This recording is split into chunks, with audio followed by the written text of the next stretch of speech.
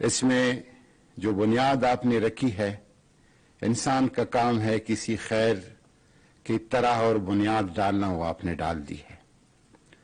اور یہ ایک راز اور سیکرٹ ہے کہ فلاح، نجات اور کامیابی کہاں ہے، اس راز کو آپ نے پا لیا ہے۔ اور راز یہ ہے کہ حضور رحمت اللہ عالمین کے چوکٹ پہ جب تک انسان نہیں جاتا اسے کامیابی نہیں مل پاتی۔ اور اگر آپ نے یہ راز پا لیا ہے تو میں یہ سمجھتا ہوں کہ یہ بھی مولا کی دین اور عطا ہے۔ وہ جس کے دل میں یہ بات ڈالتا ہے، فارسی میں کہتے ہیں کہ این سعادت بزور بازو نیست تا نہ بخشت خدائے بخشندہ۔ یہ کوئی ہاتھوں کا کمال نہیں، جب تک مولا کسی کو یہ سعادت نہیں بخشتا تو یہ سعادت نہیں ملتی۔ اور اندھیروں، تیرگیوں اور مشکلات کے علاج ڈاکٹر اقبال نے، ہمارے ملک کے مصور اور مفکر نے بتایا تھا کہ قوت عشق سے ہر پست کو بالا کر دے، دہر میں اسم محمد سے اجالا کر دے۔ اگر کوئی اجالا ملے گا تو حضور کے نام سے ملے گا، اس نامی گرامی کے علاوہ کہیں پہ اجالا آپ کو نہیں ملے گا۔ میں اپنے بھائی اور برادر شفقت صاحب کو بھی خراج تحسین پیش کرتا ہوں کہ پرائم منسٹر تو گزشتہ 3 مہینے سے دن رات ایک کر کے اور آپ کے سوچ و فکر پہ یہی رحمت اللہ عالمین اتھارٹی آپ کے فکر پر سوار رہا، لیکن جس طرح آپ نے اس میں ہاتھ بٹایا، اور صرف یہ نہیں، جو نیشنل کیریکولم میں علماء کرام، دینی زعماء، مدارس کے نمائندوں کے ساتھ جس طرح صبر و تحمل کے ساتھ، حوصلے کے ساتھ آپ نے ڈیل کیا، میں آپ کو خراج تحسین پیش کرتا ہوں۔ پاکستان کی جو تاریخ میں یہ پہلی دفعہ ایک سنجیدہ کوشش ہو رہی ہے، اور یہ ایسا نہیں ہے کہ کوئی یہاں پہ اعلان ہو رہا ہے۔ پرائم منسٹر صاحب کو آپ نے دیکھا ہوگا کہ پارلیمنٹ میں خطاب ہو، کیبنٹ کا اجلاس ہو، کوئی بین الاقوامی وفد آ رہا ہو، کسی بین الاقوامی فورم پہ یو این میں یا او آئی سی کے پلیٹ فارم پہ بات کر رہا ہو، کسی تعمیری منصوبے پروجیکٹ کا افتتاح ہو، نوجوانوں سے ملاقات ہو، جتنا ذکر آپ حضور نبی کریم صلی اللہ علیہ وسلم کا کرتے ہیں، میں نے پاکستان کے تاریخ میں کسی حکمران سے اتنا ذکر آپ کا نہیں سنا۔ کل میں علی محمد خان کو فیصل ماسک میں بتا رہا تھا، جب آپ کی تقریر شروع ہوئی تو میں نے کہا اس بندے کی نسبت اور تعلق کو دیکھو، جب شروع کرتا ہے تو حضور کے نام سے شروع کرتا ہے، اور جب ختم کرتا ہے تو حضور کے نام پہ ختم کرتا ہے۔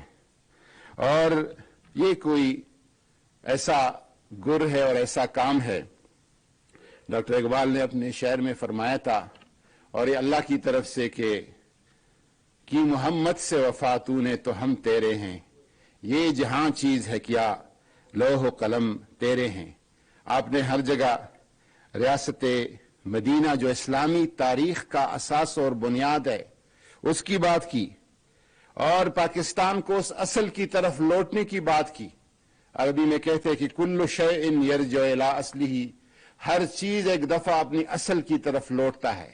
آپ نے پاکستان کو اس اصل اور بنیاد کی طرف لوٹنے کی بات کی، اور کسی نے یہاں ایشین ٹائیگر کا نعرہ لگایا، کسی نے کسی اور رول ماڈل کی بات کی، آپ نے ریاست مدینہ کی رول ماڈل کی بات کی، آپ نے ایک جدید اسلامی فلاحی ریاست کا تصور دیا، تو مدینہ منورہ کہ مسجد نبوی کے ریاست مدینہ کے اس سیکریٹریٹ کو جو کہ اوپر سے کھجور کے پتوں سے ڈکا ہوا تھا، آپ 1400 سال بعد بھی اس سیکریٹریٹ کے اور اس تصور میں گم ہے۔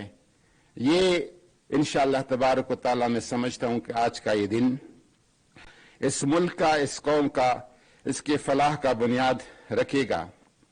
اور ریاست مدینہ کا بنیاد جو ہے عدل ہے، انصاف ہے، احساس ہے، مساوات ہے، مواخات اور بھائی چارہ ہے، تعاونوا علی البر والتقوی، نیکی اور خیر کے کام میں ایک دوسرے کا ہاتھ بٹانا، ولا تعاونوا علی الاثم والعدوان، اور سرکشی اور نافرمانی کے کام میں کسی کی مدد نہیں کرنا، یہ اس کا بنیاد تھا۔ امر بالمعروف اور نہی عن المنکر اس کا بنیاد تھا۔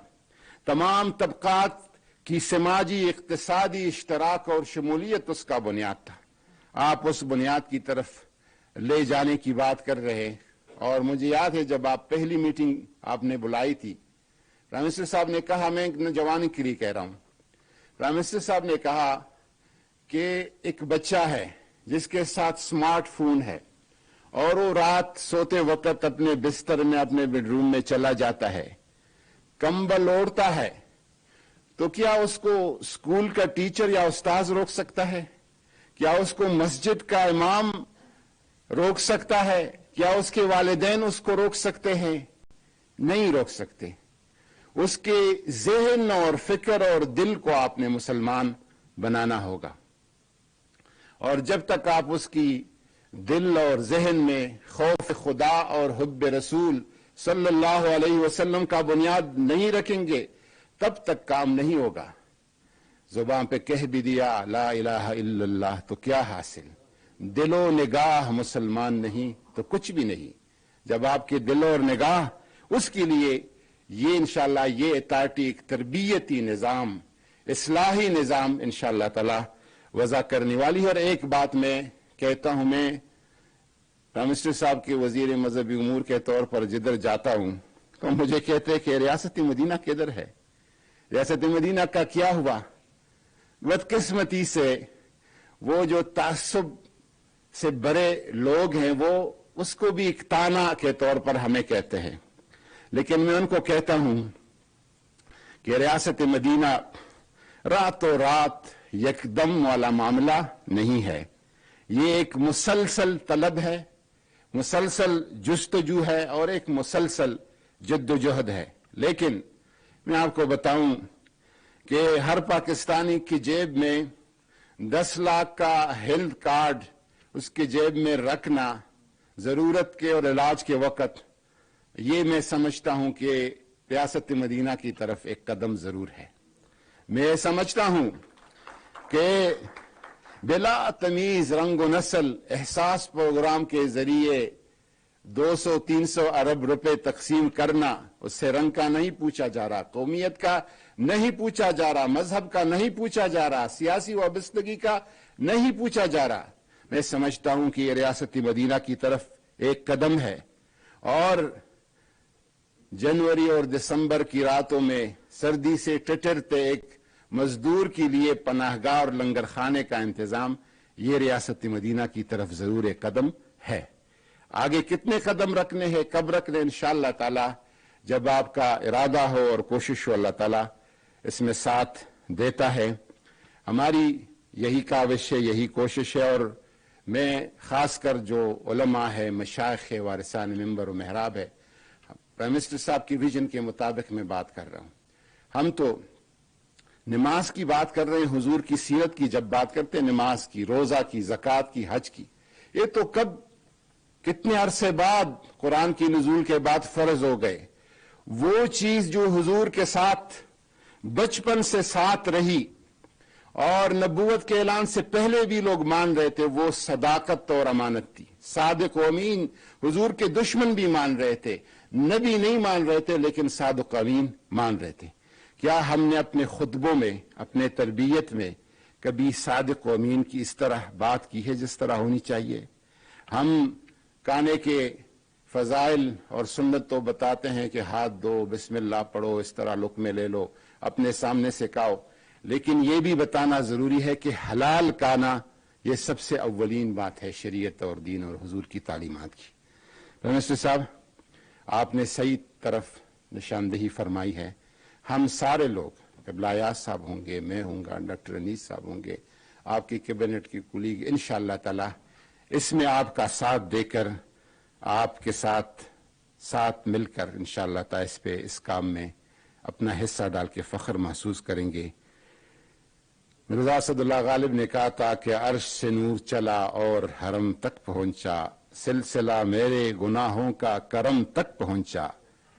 تیرے معراج حضور کو کہتے ہیں، تیرے معراج کہ تو لوح و قلم تک پہنچا، میری معراج کہ میں تیرے قدم تک پہنچا، وما علینا الا البلاغ۔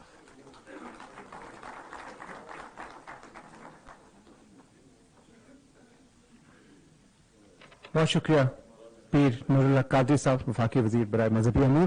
خواتین و حضرات، ہم نے اکثر اوقات وزیر اعظم اسلامی جمہوریہ پاکستان کے جب بھی انٹرویوز، ڈائلاگ یا جب وہ بات چیت کرتے ہیں تو ہم ذکر سنتے ہیں سیرت النبی کا اور اس اتھارٹی کا، اور آج یقیناً ہم سب کی طرح ان کے لیے بھی ایک بہت خوشی کا دن ہے۔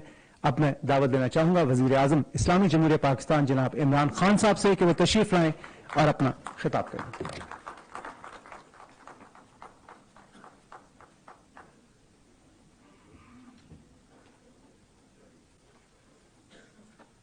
بسم اللہ الرحمن الرحیم، ایاک نعبد و ایاک نستعین۔ میں واقعی آج بڑا خوش ہوں کیونکہ بڑی 3 مہینے محنت اور کوشش کے بعد یہ کانسیپٹ کلیئر ہوا، اور ڈاکٹر انیس جو چیئرمین ہیں، میں ان کا خاص طور پہ شکر گزار بھی ہوں اور ان کو خراج تحسین بھی پیش کرتا ہوں کہ انہوں نے ایک پورا روڈ میپ اب سامنے رکھا ہے کہ اب سے یہ جو رحمت اللہ عالمین اتھارٹی ہے، اس کے کون کون سے سٹیپس ہوں گے، immediate term, short term, medium term اور لانگ ٹرم۔ میں سب سے پہلے اپنی قوم کے سامنے جو بات رکھنا چاہتا ہوں کہ کیوں ضرورت پڑی اس کی۔ سب سے پہلے مجھے یہ احساس ہوا کہ جو ہمارے یوتھ ہے، ہمارے جو بچے ہیں، ان کو پوری طرح سمجھ ہی نہیں ہے کہ یہ ملک بنا کیوں تھا، اور ہمارے نبی صلی اللہ علیہ وسلم ان کا پیغام کیا تھا، کیوں ان کو فالو کرنے کے لیے اللہ نے حکم دیا قرآن میں۔ مجھے آہستہ یہ بھی نہیں لوگوں کو پتا کہ جب وہ نماز پڑھتے ہیں تو وہ اللہ سے مانگتے کیا ہیں، اور میں اکثریت کی بات کر رہا ہوں کہ ان کو یہی نہیں پتا جب وہ کہتے ہیں ایک ہی چیز نماز پہ مانگتے ہیں نا کہ اللہ ان کے راستے پہ لگا جن کو تو نے نعمتیں بخشی، ان کے نہیں جو غلط راستے پہ چلے گئے۔ تو جن کو اللہ نے نعمتیں بخشی سب سے زیادہ وہ تو ہمارے نبی صلی اللہ علیہ وسلم تھے، باقی بھی پیغمبر تھے۔ تو اصل میں تو ہم سارا وقت نماز پہ ایک ہی چیز مانگ رہے ہوتے ہیں کہ ان کے راستے پہ چلو۔ تو ان کا راستہ کیوں اتنا ضروری ہے؟ کیا ہمیں سمجھ ہے کہ اللہ کیوں ہمیں کہتا ہے ان کے راستے پہ چلو؟ کیونکہ دنیا کی تاریخ کا کبھی کسی انسان نے وہ اچیو نہیں کیا، کبھی اس کی یعنی آپ 5% بھی اچیومنٹ نہیں جو کہ ہمارے نبی صلی اللہ علیہ وسلم نے کیا، اور نہ کوئی کر سکتا ہے۔ یہ جب 100 گریٹسٹ مین، ان کے اوپر ایک کتاب ہے، پتہ نہیں اس کا کیا نام ہے، ہارٹ یا کچھ ہے، وہ نمبر 1 پہ ان کو کیوں رکھتا ہے؟ وہ تو مسلمان نہیں ہے، لیکن وہ اچیومنٹس پہ رکھتا ہے کہ کسی انسان نے وہ چیزیں اچیو نہیں کی۔ تو اللہ ہمیں کیوں کہتا ہے کہ ان کے راستے پہ چلو؟ ہماری بہتری کے لیے۔ جب وہ کہتا ہے کہ وہ 2 راستے آپ کے سامنے، ایک اللہ کی وہ راستے جس پہ اللہ نے نعمتیں بخشی ہیں، تو وہ جو راستہ ہے وہ آسان راستہ نہیں ہے، کیونکہ نبی صلی اللہ علیہ وسلم کا آسان راستہ نہیں تھا، لیکن وہ انسان کی عظمت کا راستہ تھا۔ تو ہمیں مجھے احساس ہونا شروع ہوا بہت پہلے، پالیٹکس میں آنے سے بھی پہلے، کہ مجھے یہ احساس ہونا شروع ہوا کہ ہمیں کسی کو، میں نے جب کم از کم میں جب اسکول میں تھا تو میں نے جب پڑھا تو مجھے کبھی یہ چیزیں نہیں کسی نے بتائی۔ مجھے میری دینیات اور اسلامیات کی کلاس کے اندر مجھے کبھی یہ نہیں بتایا گیا کہ کیوں میں نبی صلی اللہ علیہ وسلم کے راستے پہ چلوں۔ پھر مجھے یہ بھی نہیں بتایا گیا کہ وہ ریاست مدینہ، وہ اس کے کیا پرنسپلز تھے کہ ایک دم وہ لوگ جن کی حیثیت ہی کوئی نہیں تھی، دیکھتے دیکھتے 2 سپر پاورز ان کے سامنے گرتی ہیں اور دنیا کی امامت کرنا شروع کر دیتے ہیں۔ وہ کون سے پرنسپلز تھے؟ ہمیں تو سارا وقت جو بتایا گیا تھا کہ دیکھیں جی اگر آپ نے آگے بڑھنا ہے تو وہ برطانیہ، اور میں جب اسکول میں تھا تو نہیں ہمیں آزادی ملی تھی، تو ہماری بھی ذہنی غلامی تھی کہ ان کے راستے پہ چلو۔ وہ دیکھو وہ جو انگریز ہے، جو ان کا سسٹم ہے، جو ویسٹ منسٹر ڈیموکریسی ہے، اس کے راستے پہ چلو اگر اوپر جانا ہے.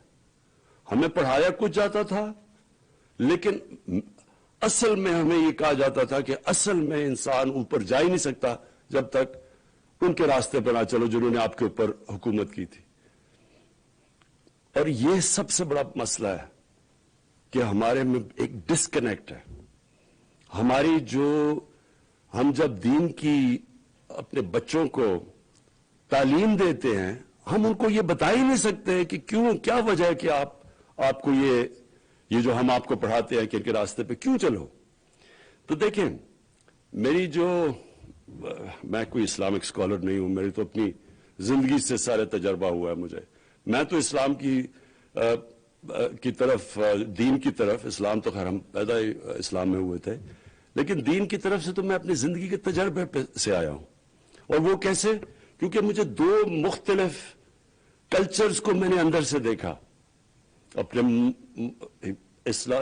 پاکستان کا تو میں ماں باپ اور ہمارے اسکول کلچر تو دیکھ ہی لیا تھا، لیکن میں نے مغربی کلچر کو اندر سے دیکھا، اور پھر میں نے اپنا تجزیہ کر کے میں پھر ان نتیجوں پہ پہنچا. اور آہستہ آہستہ جو اصل چینج جب میرے میں آیا، جب میں نے نبی صلی اللہ علیہ وسلم کی زندگی پڑھی، ان کی سیرت پڑھی، اسٹڈی کیا اس کو، تو اصل میں تو چینج تب میرے میں آیا. تو میں یہ سمجھتا ہوں کہ جو ہم نے اپنے بچوں کو، اگر ہم نے صحیح تربیت دے دی اور صحیح معنی میں ان کو سیرت نبی، ان کو اسکول سے ان کو صرف بتا دیا کہ وہ ان کا راستہ کیا تھا، یہی اس قوم کو اوپر اٹھا دے گی. کیونکہ کوئی قوم جس کا کیریکٹر بڑا نہیں ہوتا وہ بڑی قوم نہیں بن سکتی. تو جو انہوں نے مدینہ میں کیا کیا تھا، انہوں نے سب سے پہلے تو 2 پرنسپلز پہ مدینہ کی ریاست بنائی، عدل اور انصاف اور فلاحی ریاست. اور انہوں نے پھر انسانوں کی کیریکٹر بلڈنگ کی. وہی لوگ تھے، انہوں نے ان کے جو کیریکٹر کی ٹرانسفارمیشن کی، یہی چینج تھا. تو دنیا کے سامنے وہ لوگ جو عرب 2 سپر پاورز کے بیچ پہ تھے، کوئی حیثیت نہیں تھی. وہ ایک تاریخ ہے، یہ کوئی یعنی باقی اللہ کے پیغمبروں کی تاریخ میں اس طرح ڈیلی زندگی کسی کی بھی نہیں ہے. یہ ہمیں اپنے نبی کی تو ہمیں پہلے دن سے پتا ہے کہ ان کی زندگی کب انہوں نے ہجرت کی اور پھر کب دنیا سے گئے. وہ سارے ان کا ریکارڈ ہے ہمارے پاس کہ کب جنگ بدر ہوئی، پھر خندق ہوئی، پھر وہ جو ان کو صلح حدیبیہ ہوئی. یہ سارا تاریخ کا حصہ ہے. تو ایک سمجھ لیں، ہمیں کبھی اپنے آپ سے پوچھتے رہیں کہ یہ کیا ٹرانسفارمیشن تھی کہ ایک دم یہ کہیں بھی دنیا کا اس کی کوئی مثال نہیں ہے کہ ایک دم ٹرانسفارم ہو کے ایک دنیا کی امامت کی. اس لیے اللہ کہتا ہے کہ ان کی زندگی سے سیکھو، ہماری بہتری کے لیے. ہم اگر اس پہ چلیں گے قوم اٹھ جائے گی، اگر انسان ان کو کاپی کرے گا وہ کیریکٹر بڑا ہو جائے گا.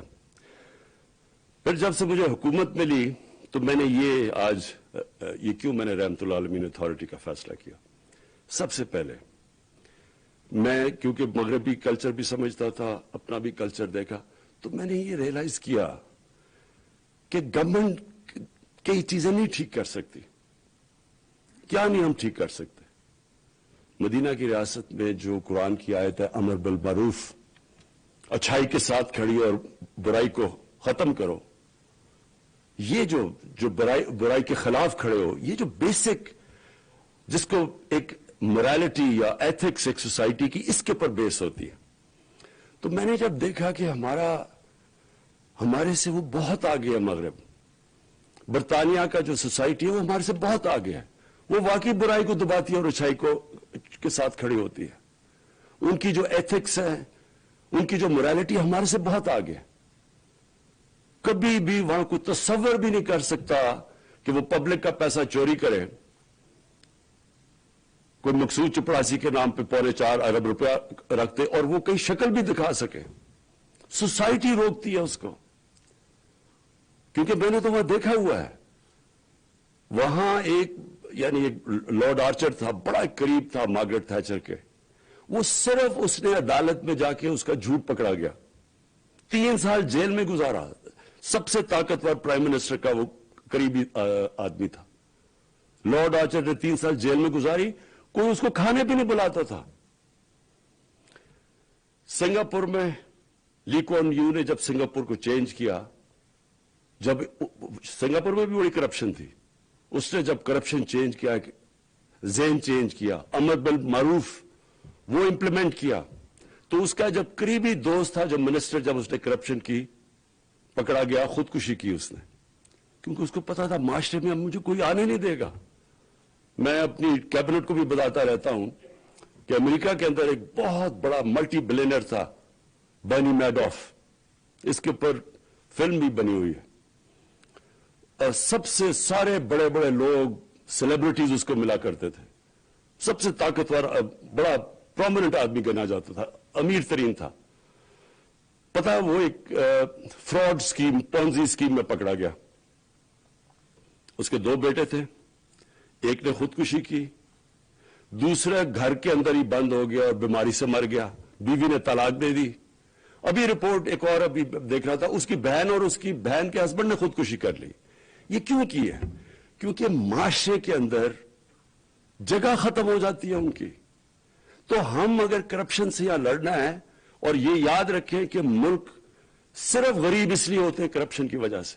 सारी दुनिया के अंदर आप स्टडी कर लें, जो गरीब मुल्क है, हर मुल्क के अंदर करप्शन है जो गरीब है। और स्विट्जरलैंड जैसा मुल्क जिसके कोई वसाइल ही नहीं है, सबसे अमीर तरीन मुल्क है, क्योंकि वहां करप्शन नहीं है, रूल ऑफ लॉ इंडेक्स में सबसे ऊपर है। तो इसके अंदर ये मैं सिर्फ मुझे आहिस्ता आहिस्ता एहसास हुआ हमारे मुल्क में कि हम करप्शन को एक्सेप्टेबल कर बैठे हैं। ये सबसे ज्यादा एक माशरे को तबाह करना है। माशरे के अंदर बुराई को एक्सेप्ट कर जाओ। जिस तरह मौलाना रूमी से किसी ने पूछा कि कौम कैसे मरती है, उसने कहा अच्छे बुरे की तमीज खत्म करती है, कौम मर जाती है। अब बुराई को बुराई ना समझे, मेहनत कौन करेगा? अगर चोरी में बुराई नहीं है तो मैं क्यों पढ़ूं, मैं क्यों मेहनत करूं? जब मैं आराम से कब्जा ग्रुप बन जाऊं या मैं कोई मिनिस्टर बन के पैसे बनाने, मैं क्यों मेहनत करूं? इसलिए मदीना का जो रियासत थी वो इस बुनियाद पे खड़ी की गई थी। तो इधर वो हमारे से बहुत आगे हैं। मैंने ये सारे मुल्क देखे हैं, ऑस्ट्रेलिया, न्यूजीलैंड चले जाए, कोई तसव्वुर भी नहीं कर सकता कि इतना सा भी किसी के ऊपर धब्बा आ जाए करप्शन का, वो शक्ल भी कई माशरे में दिखा सके। तो ये इसलिए अपने बच्चों को हमें सीरत नबी पढ़ानी है, ताकि हमारे बच्चे, जब कौम फैसला करेगी कि हमने किसी ने बदी की, बुराई की, कौम उसको आइसोलेट करेगी। जापान के अंदर मिनिस्टर कोई पकड़ा जाता है, आम जापान के अंदर उनके वजीर खुदकुशी कर लेते, क्योंकि माशरे में जगह खत्म हो जाती है। आप वो चोरों के ऊपर फूल फेंकेंगे, आपके मेन लोग वो नैब के कोर्ट पे जा रहे हैं, फूल फेंक रहे हैं, वो जाके एक बाहर भाग गया है, झूठ बोल के वो बाहर भागा हुआ है, अरबों रुपए की प्रॉपर्टीज में बैठा है। यहां बड़े बड़े सहाफी कह रहे हैं जी उसे तकरीर करने दो। कोई किसी वकीलों ने कहा कि जी उसको फिर से उसके बैन खत्म करो, कि फिर से उसे इजाजत दो इलेक्शन लड़ने की। तो ये है हमारी माशरा। इसलिए नहीं कि अल्लाह ने वसाइल की कमी रखी है। दूसरी चीज, जब मैंने पुलिस चीफ्स को बुलाया शुरू में और क्राइम चार्ट देखा, आईजीज को, मैंने कहा कि क्यों, कौन कौन सी क्राइम सबसे ज्यादा है, और मैं 3 साल पहले की बात कर रहा हूं। मुझे यहां इस्लामाबाद आईजी ने और पंजाब, उन्होंने कहा जी सेक्स क्राइम तेजी से ऊपर जा रही है। और वहां कसूर में वाकया हुआ था बच्चों के साथ चाइल्ड पोर्नोग्राफी का। मैंने बड़े चुन के एक डीआईजी को चुना और मैंने कहा तुम खुद जाके, क्योंकि वहां कुछ पकड़ा कोई नहीं जा रहा था। तो डीआईजी ने जब वापस आके मुझे रिपोर्ट दी, तब से मुझे खौफ होना शुरू हुआ। पहले तो सेक्स क्राइम सारे पाकिस्तान में बढ़ रही थी, दूसरा उसने जो रिपोर्ट दी उसने कहा जी वहां उसने कहा जब तक आपने टीचर्स को, उलमा को, मोअज़्ज़िज़ीन को साथ ना मिला के पूरी कैंपेन ना की, हम कुछ नहीं कर सकते, क्योंकि कोई रिपोर्ट ही नहीं करता क्राइम। अब पुलिस तो तब पकड़ेगी जब कोई क्राइम रिपोर्ट करेगा, तो जब कोई क्राइम ही नहीं रिपोर्ट कर रहा, पुलिस ने क्या एक्शन लेना है?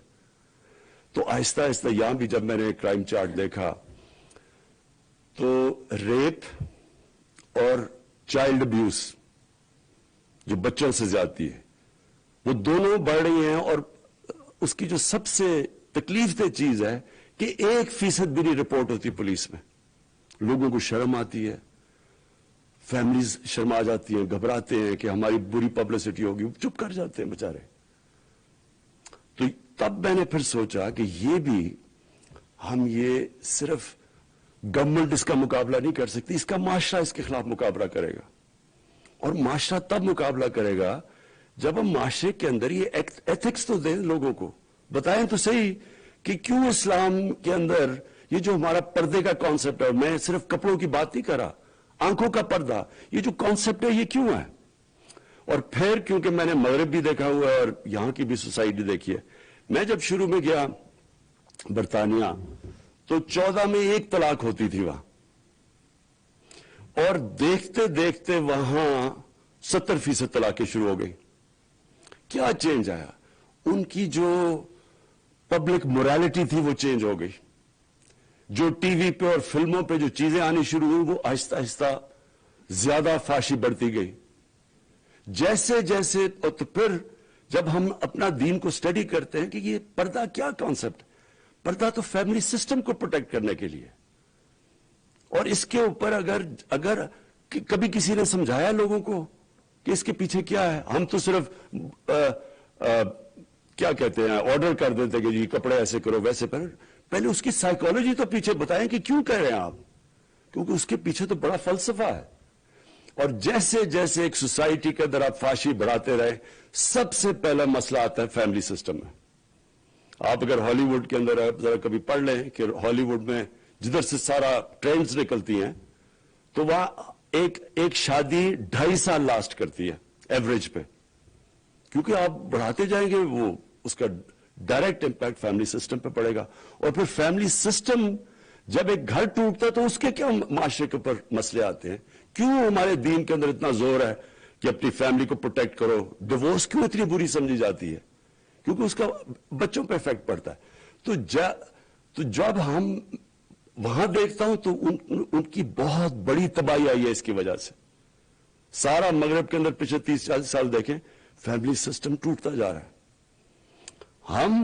ہم ان سے بہت آگے, اللہ نے ہمارا فیملی سسٹم ابھی بھی پروٹیکٹ کیا ہوا ہے.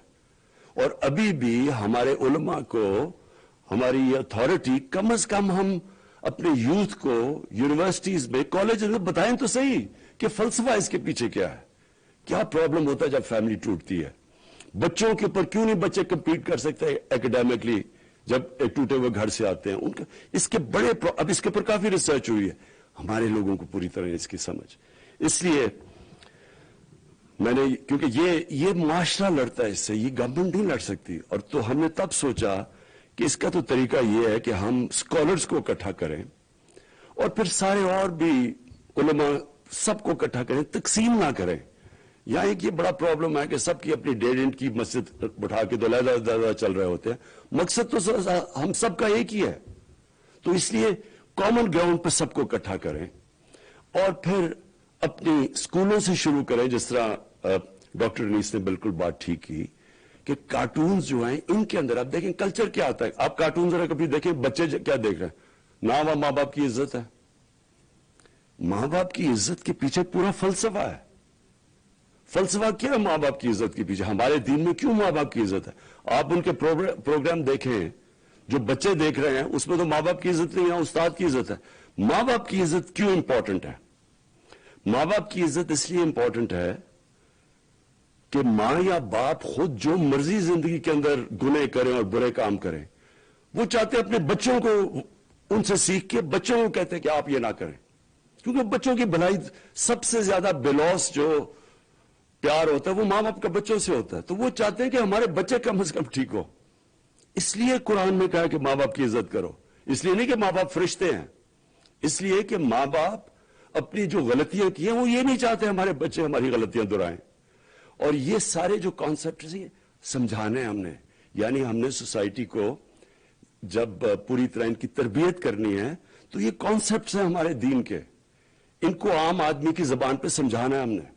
اور جو آپ نے بڑا اچھا, میں صرف آپ کے سامنے رکھوں کیونکہ ڈاکٹر نیس آپ نے پہلی دفعہ بڑی محنت کر کے ایک پورا روڈ میپ آپ بنایا ہے ہمارے رحمت اللہ عالمین کا. تو کیریکٹر بلڈنگ کے لیے اچھا کیریکٹر بلڈنگ کے اندر لیڈرشپ بھی آ جاتی ہے. دیکھیں لیڈرشپ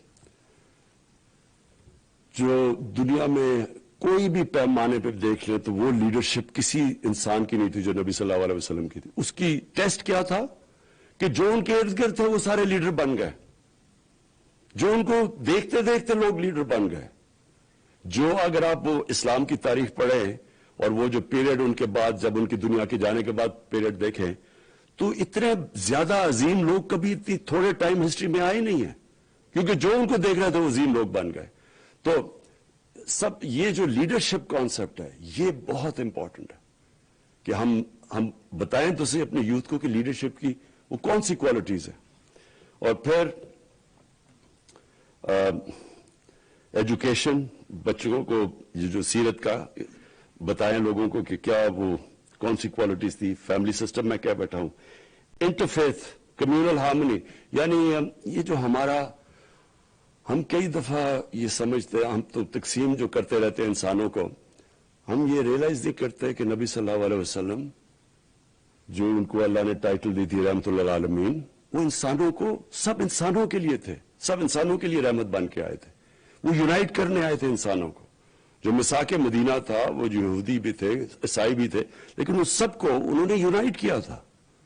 تو یہ جو کانسیپٹ ہے جو ہم تقسیم کرتے ہیں ہر وقت, اگر برے لیڈر کی سب سے بڑی نشانی یہ ہوتی ہے کہ وہ انسانوں کو تقسیم کرتا ہے, اور بڑا لیڈر وہ ہوتا ہے جو ہمارے نبی صلی اللہ علیہ وسلم انسانوں کو اکٹھا کرنا, جو قائد اعظم نے کوشش کی ہندو مسلم یونٹی کے ایمبیسڈر سمجھے جاتے تھے شروع میں, اور نیلسن منڈیلا نے جو کیا ساؤتھ افریقہ میں کہ انسانوں کو اکٹھا کیا.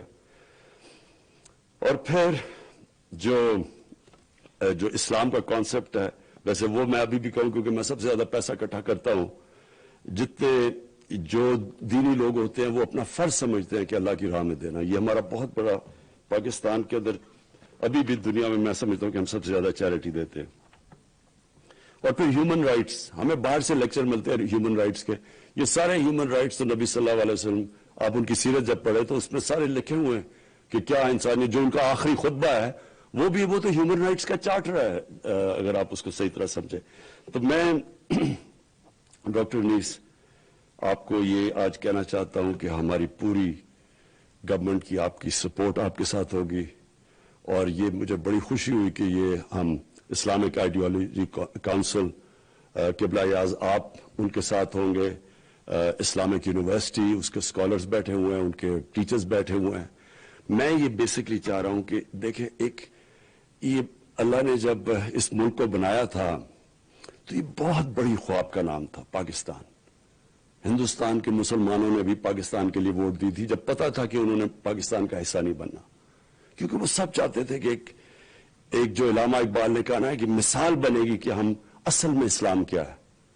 تو وہ جو سفر ہے, اور پھر میں یہ کہہ دوں کہ یہ جو ہم مانگتے ہیں کہ اللہ سیدھے راستے پہ لگا, سیدھے راستے کا سفر شروع ہوتا ہے. وہ اللہ نے یہ نہیں کہا کہ اس منزل پہ پہنچا دے, انہوں نے کہا نہیں اس راستے پہ لگاؤ, کیونکہ راستہ کے مطلب ایک مسلسل جد و جہد. سیدھا راستہ کانسٹنٹ ریفارمیشن آف کیریکٹر کا نام ہے, مسلسل اپنے آپ کو آپ ریفارم کر رہے ہوتے ہیں. اور جو قوم بھی جب اس راستے پہ اب جب ہم کہتے ہیں ریاست مدینہ, ایک یہ جہاد کا نام ہے. آپ کو جو قانون کی بالادستی یعنی قانون کی حکمرانی قائم کرنا جہاد ہے, کیونکہ آپ کا مقابلہ مافیاز کے ساتھ ہے.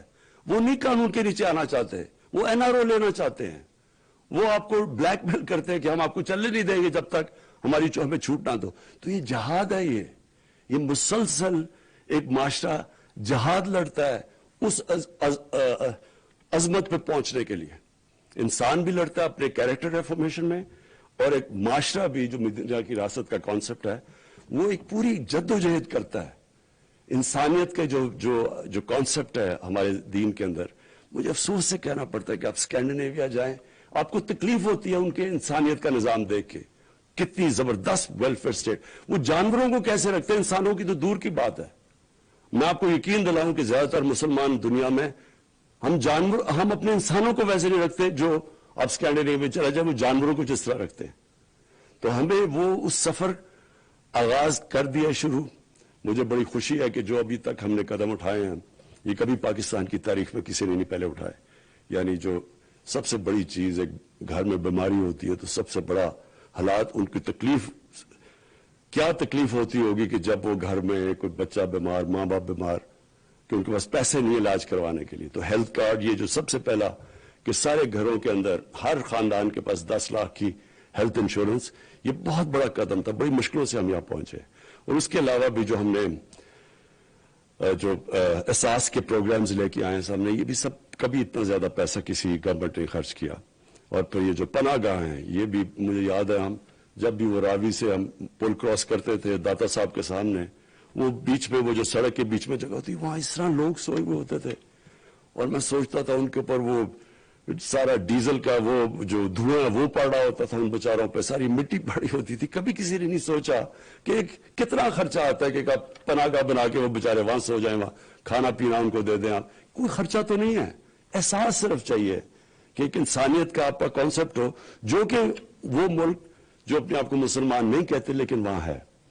تو میں پھر سے اپنی اتھارٹی کو آج جو ممبرز ہیں ہمارے، جو آپ نے ڈاکٹر نیس سب کو انٹروڈیوس کروا دیا، اور میں ایجوکیشن ڈپارٹمنٹ کا میں کہنا تھا کہ شفقت محمود جو ہمارے منسٹر ہیں، ان کی پوری آپ کو کوآپریشن ملے گی، پرائم منسٹر آفس کی ملے گی، جتنی بھی گورنمنٹ کی ڈپارٹمنٹس ہیں ہم آپ کے ساتھ پورا کھڑے ہوں گے. شکریہ. وزیر اعظم عمران خان تقریب سے خطاب کر رہے تھے. انہوں نے کہا